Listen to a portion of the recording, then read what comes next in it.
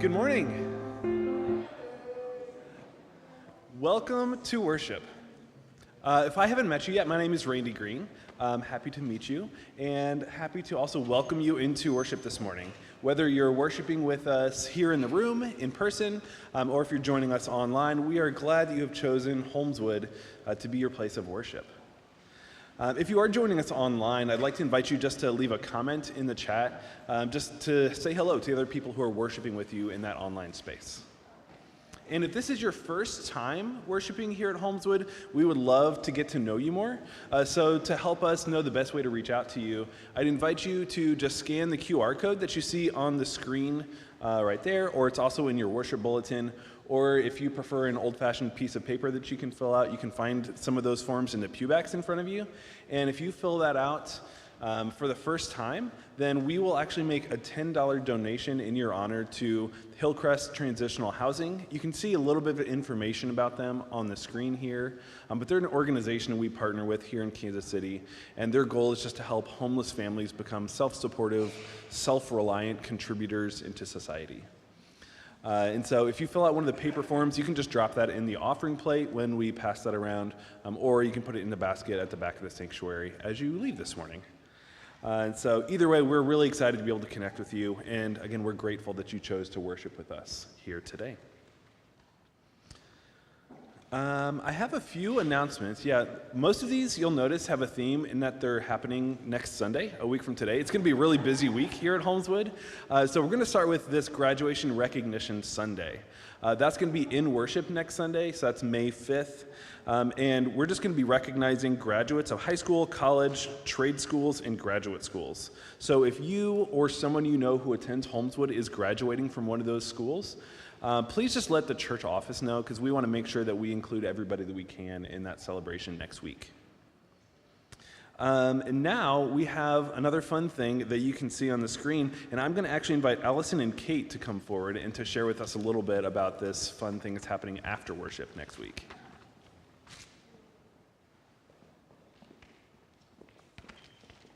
Good morning, Holmeswood. My name is Allison Sanders. And I'm Kate Sanders. We are both active in our church youth group here at Holmeswood, and we'll be going to Youth Front Camp this summer in June. We are excited to be learning more about God, growing our faith, and making new friends while we are at camp. Next Sunday, May 5th, we'll be hosting a pancake brunch after church to help raise funds to pay for camp and for us. For us and the rest of those attending from our church. We hope you can attend and enjoy a variety of pancakes, sausage, and juice while visiting with one another and letting us thank you by serving you. We always appreciate your support, and thank you so much for being here this Sunday.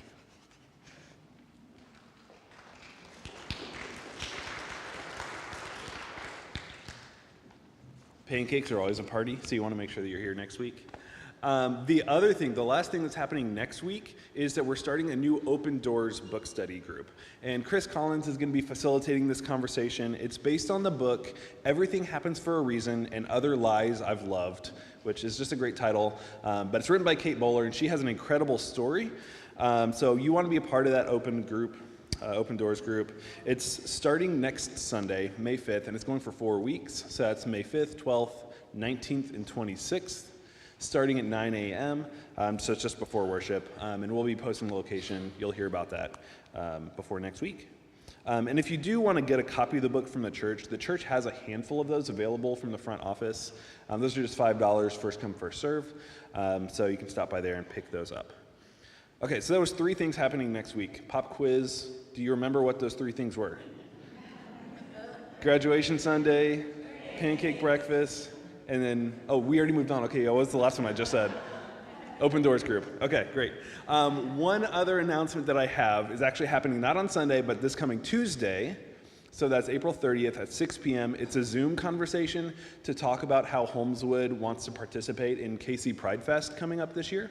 And so, again, that's on Zoom, so you can find the link in the What's Happening email newsletter, or if you don't receive that, you can also contact the church office and they will forward you that link, so you've got it and can participate. So it's open to anybody who wants to be involved in helping plan our participation in that event. And just for your frame of reference, the Kansas City Pride Festival is happening in June. That's June 7th through 9th, with the parade on Saturday morning, June 8th. All right, I think that's all of the announcements. So as we transition into this time of worship, I invite you to bring everything that you have in your being into this space that we're occupying, whether that's here in this room or that's the space that you occupy online. Just bring your being to this space. Bring your hopes, bring your frustrations, bring any uncertainty you feel, any wondering, any longing. I invite you to become aware of the presence of Christ with us and to allow the Spirit to move you today. Let us worship.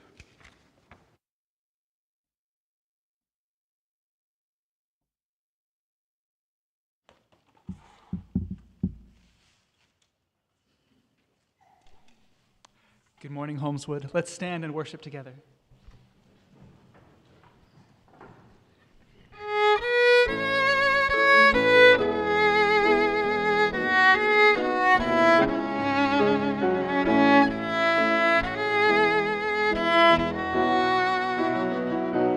Bless the Lord, O my soul, O my soul.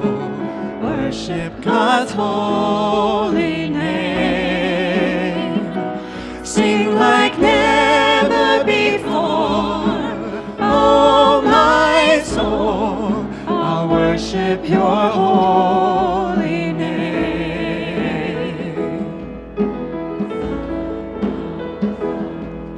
The sun comes up, it's a new day dawning.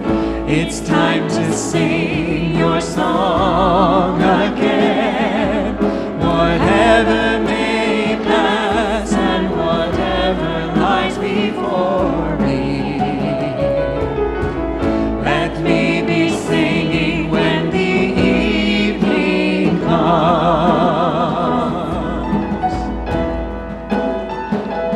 Bless the Lord, O my soul, O my soul. Worship God's holy name.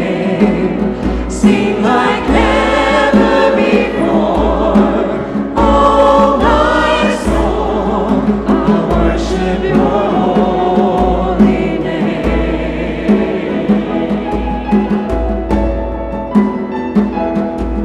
You're rich in love and you're slow to anger. The aim is great and your heart is kind. For all your goodness I will keep on singing. 10,000 reasons for my heart to find.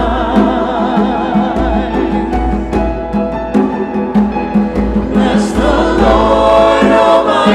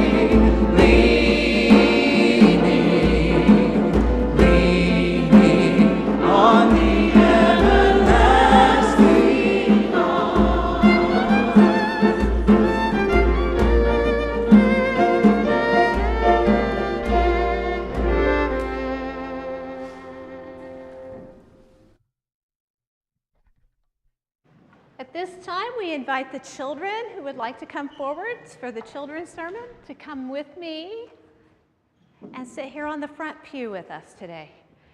We're going to sit right there. I have a friend with me. Y'all notice her? This is Caroline.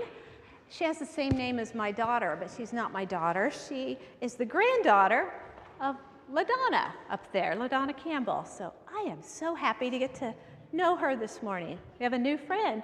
Oh, Charlotte, wanna come sit with us? Come on, babe.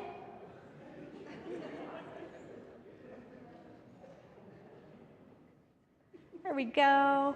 Good morning. I tell you what, it's been an exciting morning so far, hasn't it? Do you feel all the joy in this room today? It's lots of joy, and it's like the more people we get together, the more joy we have in this space, don't we? It's pretty exciting. So I'm glad you're here, so thank you for coming to church this morning, and thank you for coming up here for the children's sermon. Our Bible study this morning, we're going to hear about Jesus still teaching his followers, the people that have been his disciples for a while, his most important things that he wants them not to forget because he's getting ready to leave them to go to the cross. And so he wants to review some things that they need to remember. And they've been with him for quite a while. They've been following him for at least 3 years. And so they're maybe a little bit sad and worried because they're going to have to figure out how to keep going on after he's no longer with them in his body. Do you remember why Jesus called those people to follow him in the Bible, and maybe why he asked us to continue following him? Why did Jesus want people to follow him?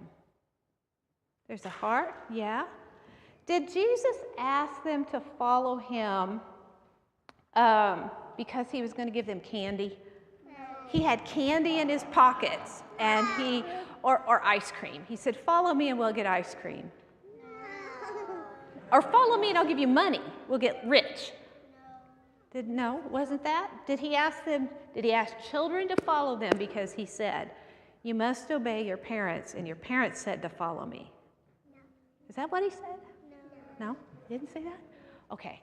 Did he say, "You should follow me because I'm the best. No. And if you want to be better than everybody else, you should follow me"? No. That's not what he said? Okay. I know. He said you should follow me because when you get to heaven, you'll get this big old crown in your head. No. There'll be a crown with lots of jewels. No. No? No? It's gonna be spice, not jewels. Yeah, not jewels. So Jesus said, "Follow me because following me in my way will bring you great joy." If you want to find the joy like we have here this morning, then follow me and do what I've been teaching you to do. And Jesus said to them, the way that you get this great joy, Hayden said it, by loving one another. So he said, if you love one another, your joy, my joy will overflow into you, and you'll feel the same kind of joy that comes from loving people like that. And Jesus taught us a lot about how to love people. Do you remember some of the ways he taught us to love people? Jesus taught us to love by caring for people, by looking for people who maybe were lonely, who didn't have a friend, being their friend. He taught us to love by caring for the sick and healing them, by touching them maybe, or hugging them. Lots of ways. So do we get to practice that here in church? Have you looked at how many people are here? Can you just look around? Do those people love you? Do you feel their love? Does that bring you joy? And by loving others, it brings you joy too. So we get to practice following Jesus this way. Jesus said, the most important thing before I leave you is to remember this. This is my commandment, that you love one another, and your joy will be full. Will you pray with me? God, we thank you so much for Jesus, who came to show us to live in the way that we were created to live, to love one another and bring joy within us and to this world. Help us to follow you even when we can't see you right there in front of us anymore. Thank you for our friends here that help us to learn to love one another. In Jesus' name, amen.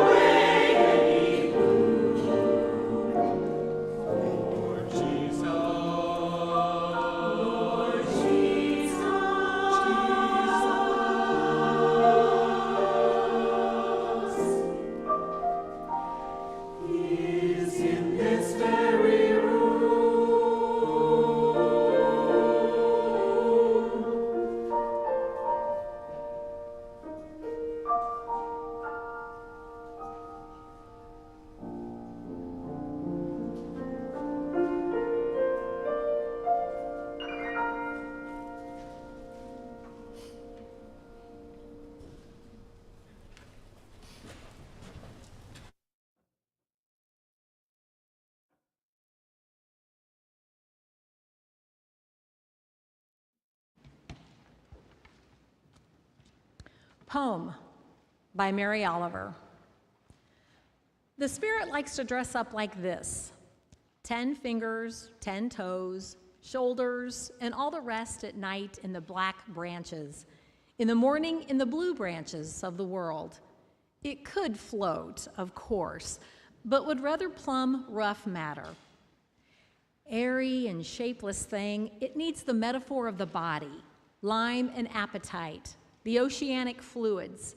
It needs the body's world, instinct and imagination, and the dark hug of time, sweetness, intangibility, to be understood, to be more than pure light that burns where no one is. So it enters us. In the morning, shines from brute comfort like a stitch of lightning, and at night, lights up the deep and wondrous drownings of the body like a star.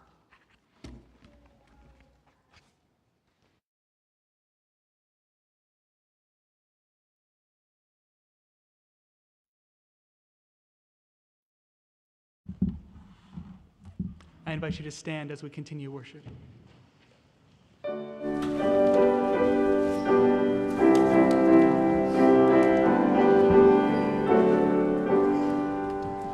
Where charity and love prevail, there God is ever found, brought here together by Christ's love, by love we thus are bound.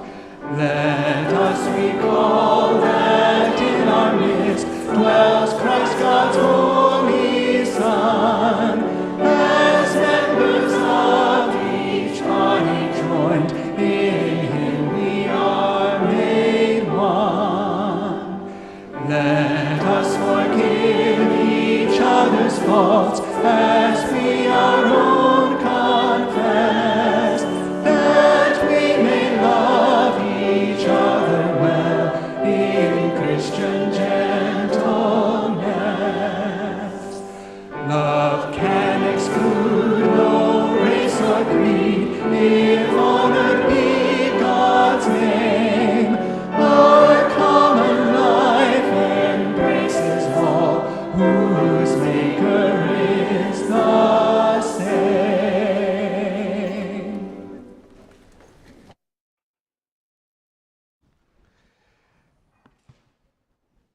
It is so good to see you this morning.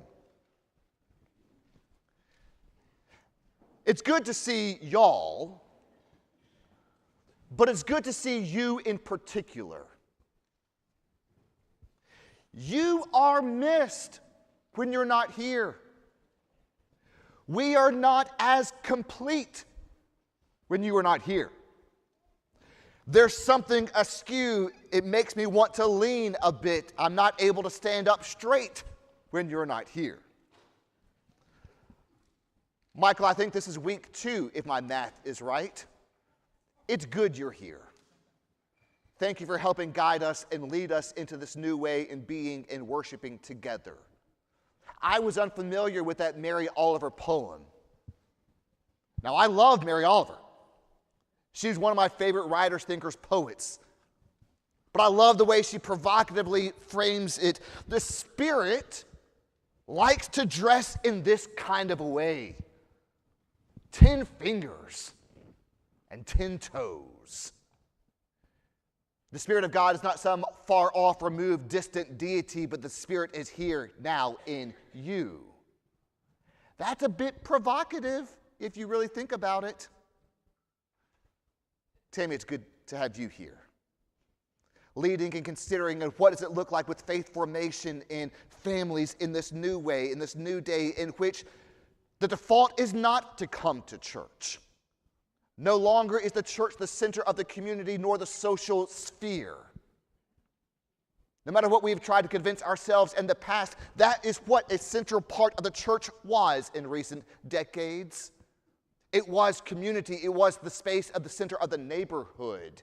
And yes, there was good spiritual development that took place. But how do we do faith development now? In which things have been decentralized. Centralized? It's no longer the center. You get what I'm trying to communicate. And for those of you online, it's good to be with you. I've been scrolling through to see who is here. Know that I see you, I see your face as I see your names pop on the screen, and it's good to share this space of communal worship with you as well. We still find ourselves in the midst of the Easter season. Easter is not limited to a day. Easter is not limited to a moment. Easter is not limited to an idea, but it's a way of being, embracing, and living, and embodying. Last week we heard the story of Jesus, and it is this great speech, this discourse, this final discourse, as some describe it. Jesus in this Gospel of John is still in that upper room with his apostles and his disciples. The cross event has not happened yet. And if you're flipping through the pages in the Gospel of John around chapter 15, if your Bibles have red letters, you'll find this section is covered with red letters. It's as if Jesus is this fire hydrant spewing out, trying to convey what he's really trying to get at, what he's really trying to tell the disciples and you and me. If you're paying attention, Jesus says, listen to what I'm saying. And last week we heard the story of Jesus giving this metaphor of this gardening, of cutting away things that don't bring about life, and even cutting things that do bring about life, but sometimes you got to cut in order to grow. So where are those places in your life that need to be pruned so that you might live more fully into the goodness of Christ that is living inside of you? And so where we're picking up today is Jesus is still getting after it. He's still telling this final teaching to the apostles and to you and me today. And so we're in the Gospel of John, chapter 15. We're going to go through verses 9 through 17. And Jesus is telling them and us, as my God has loved me, so have I loved you. And you must live on in my love. And you live on in my love if you keep my commandments, just as I live on in God's love and have kept the Creator's commandments. I tell you all of this so that my joy may be yours, and that your joy may be complete. This is my commandment. This sums it all up. Love one another as I have loved you. There is no greater love than to lay down one's life for one's friends. And you are my friends, if you do what I command you. Now I no longer speak to you as subordinates, because a subordinate does not know a superior's business. Instead, I call you friends, because I have made known to you everything that I have learned from God. It was not you who chose me, it was I who chose you to go forth and to bear fruit. And your fruit must endure, so that whatever you ask of God in my name, God will give you. Let me say it one more time, Jesus says, in case you weren't paying attention, in case you zoned out, in case you were scrolling your phone. This command I give you, that you love one another.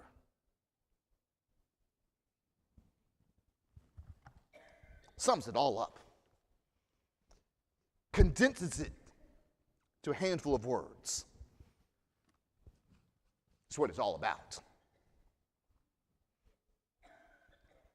An older colleague of mine recalls the time in which he was a young boy and he was going to the airport with his mom and his dad.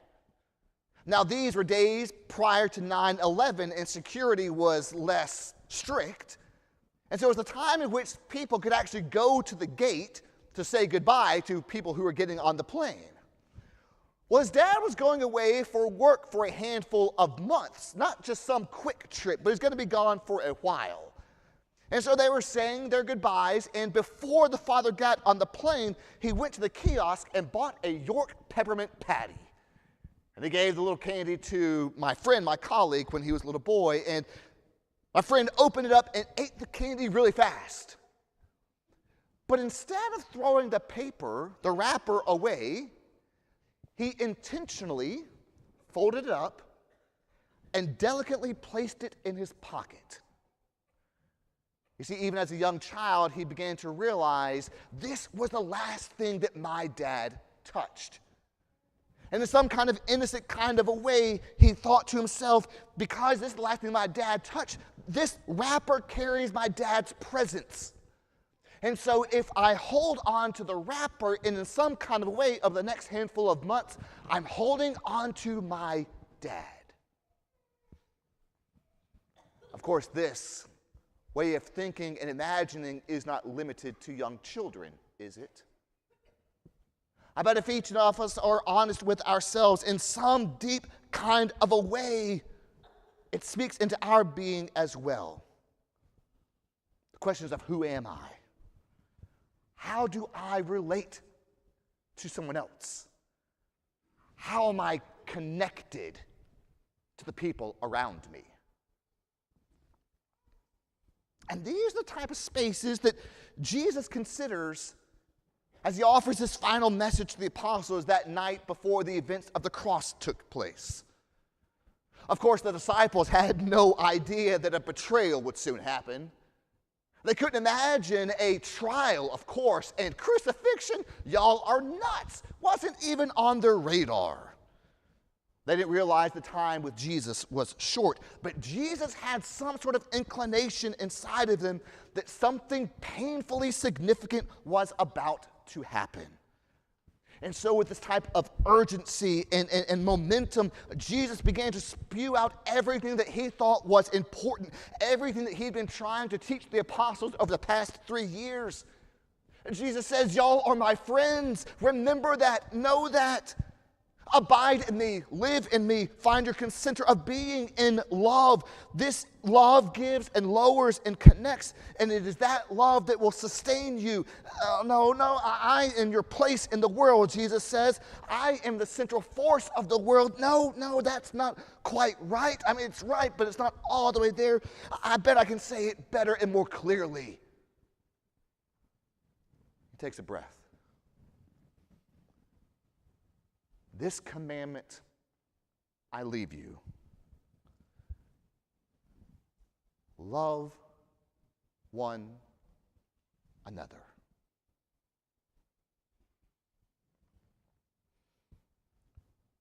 Radically. Inclusively. Completely.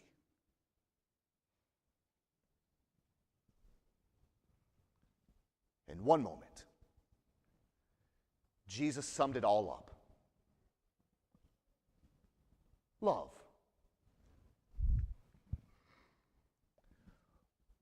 When you remember me, remember love. When you remember God, remember love. When you see each other, see love.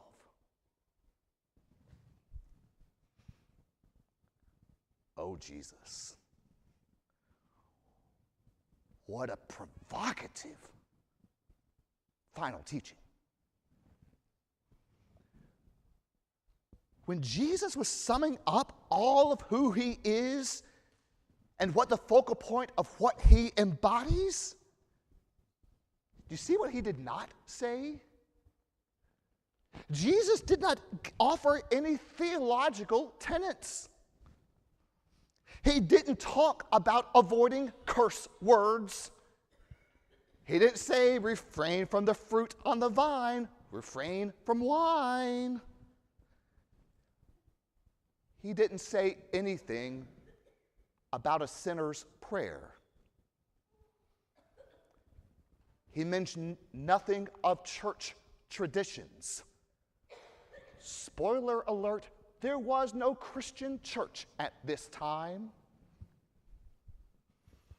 He mentioned nothing of revivals or even church growth strategies. No, he only talked about love. Loving each other, of course. Loving God with all that you have. Loving your divine essence that the Christ has placed inside of you. He talked as if love was at the heart of the gospel, because maybe, just maybe, love is the center of the gospel. The weeks since Easter, you and I have been considering what resurrection entails beyond an event, beyond a moment, beyond an intellectual answer. What does it really mean to embody resurrection? And how does the resurrection of Jesus affect my being and my loving and my living here and now? Writer and theologian Jim Wallace tells a story that he was at a conference a handful of years ago, and they were discussing and embodying and planning social justice, things of social justice. And the crowd in the room was filled with theologians, with pastors, and with activists. And they were getting after, they having a good time, making plans, trying to embody resurrection is what we might say today, when all of a sudden a gentleman in the middle of the conference stands up and hollers out and stops the whole thing. He says, let's pretend that you are all Christians. I love that. Imagine with me right now. Let's pretend, just in this one moment for consideration, let's pretend that you and I and everyone in this space and online, let's pretend that we're all Christians. He says, if you were really followers of Jesus, you would not accumulate the way that you do.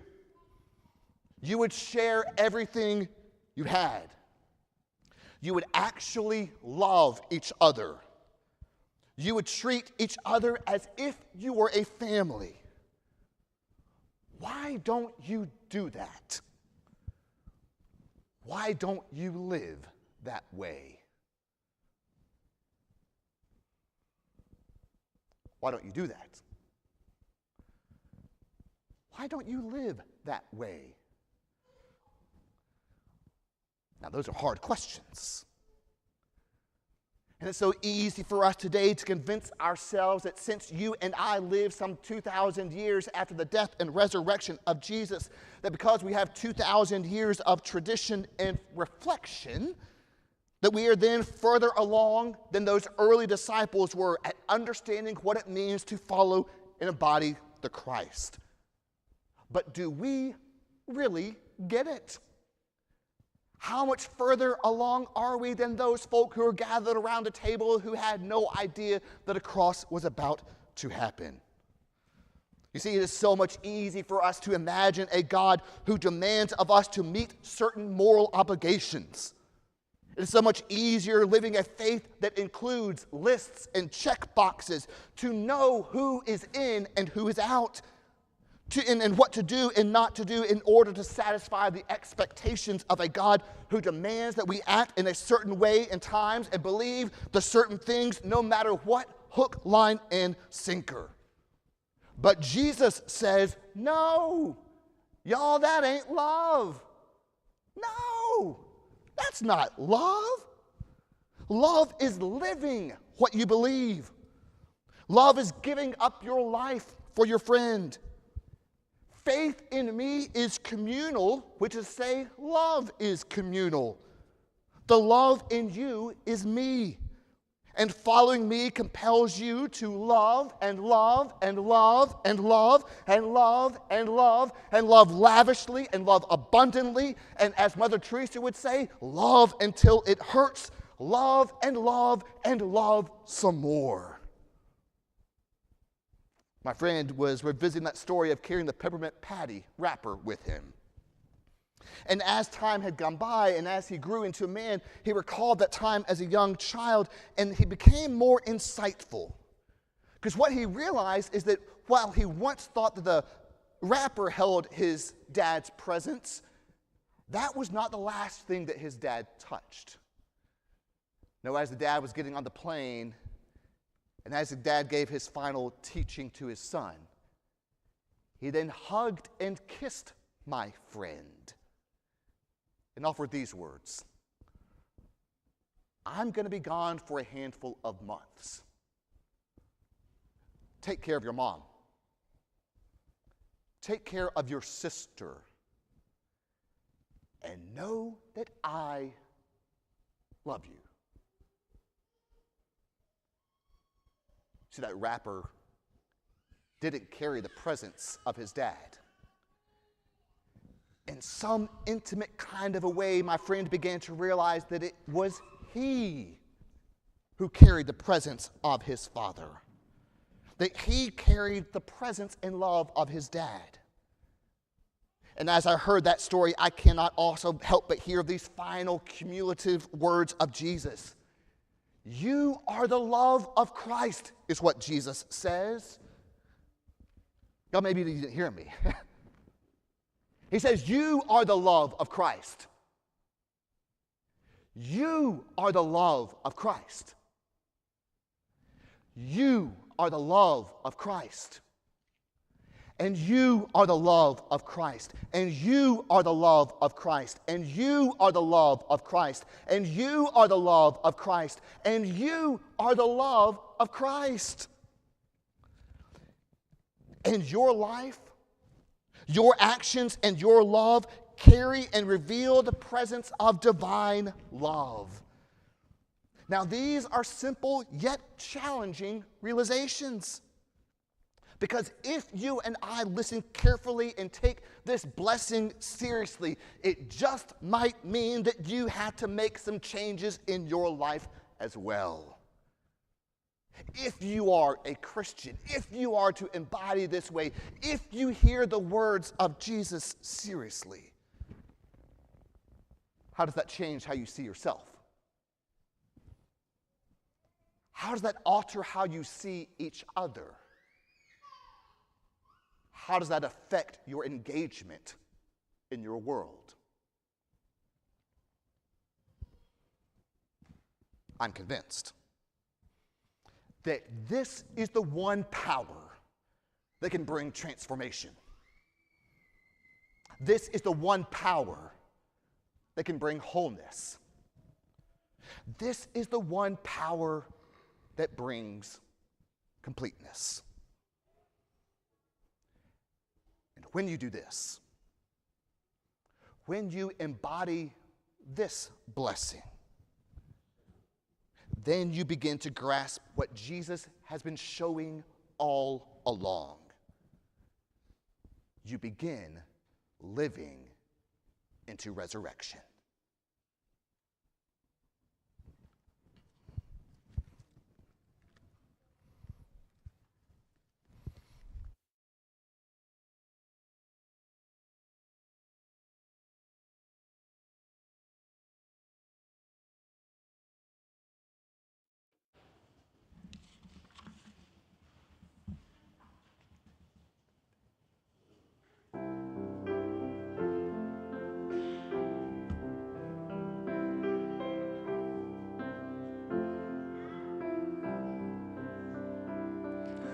See how good it is, gathering with friends, welcoming the stranger in.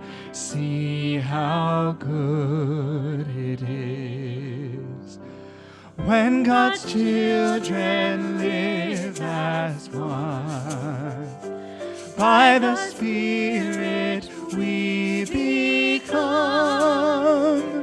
the open arms of God to a world in need of love. Sanctification cease. We're ordained as priests, spreading out God's joyful feast. See how good it is when God's children live as one. By the Spirit we become the open arms of God to a world in need of love. See the earth renewed by the morning dew. All creation sings the truth. See how good it is when God's children live as one. By the Spirit we become the open arms of God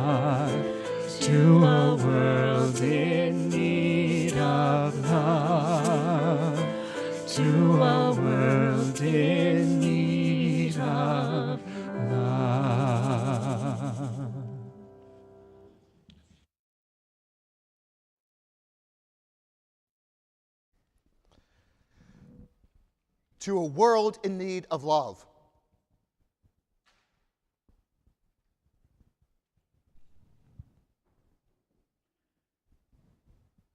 Thank you. In our time of response, the love of Christ it's not sedentary and keeps still. It takes each of us to embody this way. So during this time of response, you're invited to bring your tithes and offerings to the front in the basket. You can use the QR code. If you need help, just raise your hand and someone will help bring it up for you. I'll be on this side today if you would like prayer or if you'd like to consider what does it mean to join Holmeswood as a member.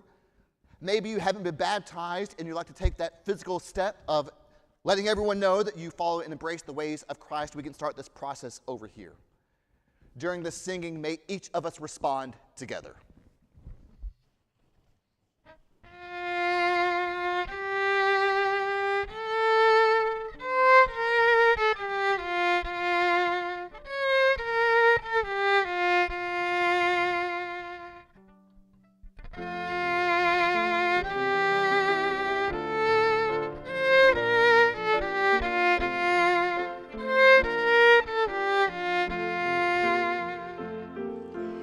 Lord, make me an instrument of peace, an instrument of peace.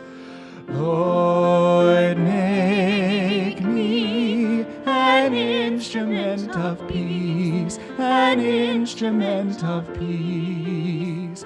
Where there is hatred, let me sow love.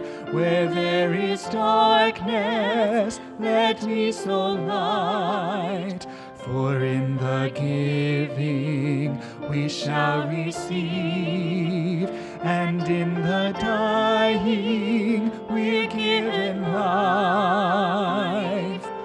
Lord, make me an instrument of peace, an instrument of peace.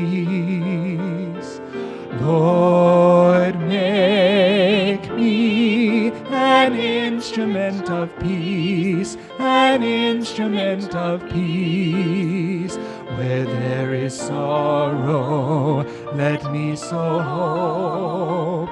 Where there is doubt, let me sow faith. Where there is injury, your pardon give, your consolation to those in pain.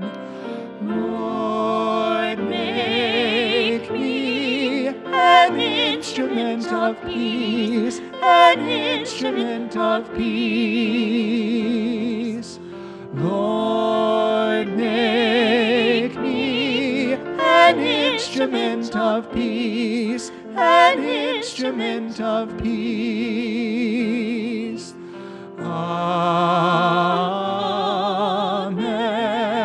Amen. Amen. I can't tell you how much I love being here with you. There is something rich and not fake about this place. There's something sacred about you. Spoiler alert, it's the Christ. A couple of quick things. I received notification that Art McCollum died this past week. I don't have many details, and I saw something on social media maybe about a service, but we're going to wait until we receive official confirmation from family or someone before we're sending out the email with his service information. But be looking for that and know that we give thanks for the life of Art McCollum, who's a member at Holmeswood since 1997. Chris Haynes is here. Chris is, as we mentioned, Gary is planning to retire, and his final Sunday will be May 26th. We're starting to transition. Chris has already been part of Holmeswood, but he and Gary are starting to transition with each other. So as you see Chris introduce yourself, say welcome to him, and he and Gary are starting to work together for janitorial and custodial things. And for all of us, Christ is in you, which is to say God is in you, which is to say love is in you. As you go from this place, go with the presence and awareness of Christ. Go with the presence and awareness of God. Go with the presence and awareness of love. May all of us go in peace, and may all of us go with a song in our heart.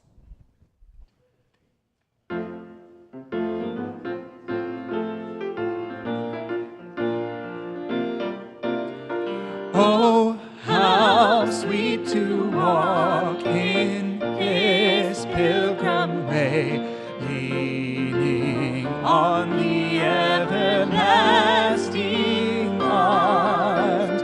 Oh, how bright the path grows from day to day, leaning on the everlasting arms. Leaning,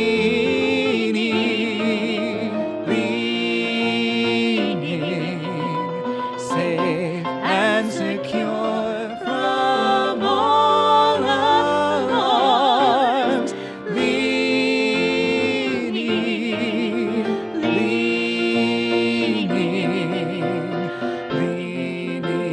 on the everlasting arms.